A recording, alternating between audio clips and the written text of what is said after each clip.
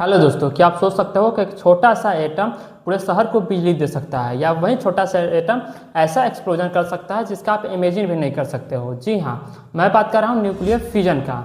अब nuclear fusion क्या होता है, इसको समझने के लिए आपको समझना पड़ेगा न्यूक्लियर फ्यूजन। जी हाँ, मैं बात कर रहा हूँ एक न्यूक्लियर फ्यूजन का और एक न्यूक्लियर फ्यूजन का। इन दोनों में एक्चुअली डिफरेंस होता है। डिफरेंस क्या होता है, इसको समझने के लिए पहले हम समझते हैं न्यूक्लियर फ्यूजन। जैसा कि हमने पिछली वीडियो में बात किया था न्यूक्लियर फ्यूजन के बारे में। न्यूक्लियर फ्यूजन क्या होता है कि दो छोटे छोटे या दो लाइटली एटम मिलके एक हैवी एटम बनाते हैं। एग्जांपल के बतौर अगर हम ले लेते हैं तो हाइड्रोजन हाइड्रोजन मिलके हीलियम बनाते हैं।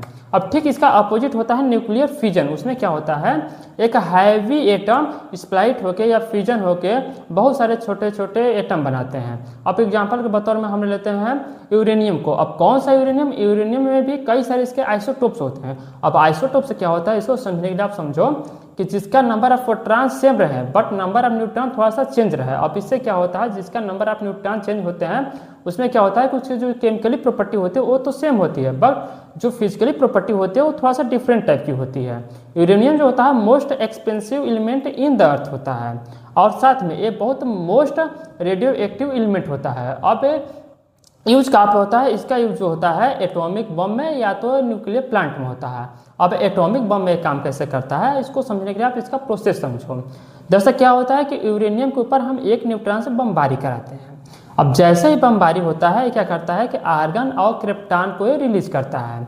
अब रिलीज के साथ साथ अब इसके साथ साथ ये 3 न्यूट्रॉन को भी रिलीज करता है। जैसे इसके 3 न्यूट्रॉन रिलीज होते हैं, अब इस फ्यूजन के ड्यूरिंग अब ये क्या करता है कि बहुत हाईली फ्रीक्वेंसी या हाईली एनर्जी के साथ साथ यह गामा फोटान को भी रिलीज करता है। अब गामा फोटान हमें विजुअल नहीं होते हैं, हालांकि वो इतनी एनर्जी वाला होते हैं कि उसके कांटेक्ट में कोई भी चीज़ आने से या कोई भी ह्यूमन आने से वो फटाक से इमीडिएटली एक्सप्लोजन कर जाता है। अब इसको समझने के लिए आप ऐसा समझ लो कि रियल इंसिडेंट जो हुआ था वो अमेरिका ने हिरोशिमा पे जब बम गिरा था 6 अगस्त 1945 में, तो उसके संपर्क में आने से क्या होता था कि 80,000 लोग इमीडिएटली डेड हुए थे, और साथ में कई वर्षों कई महीने तक लोग डेड हो रहे थे, कई हजारों लोग, कई लाखों लोग।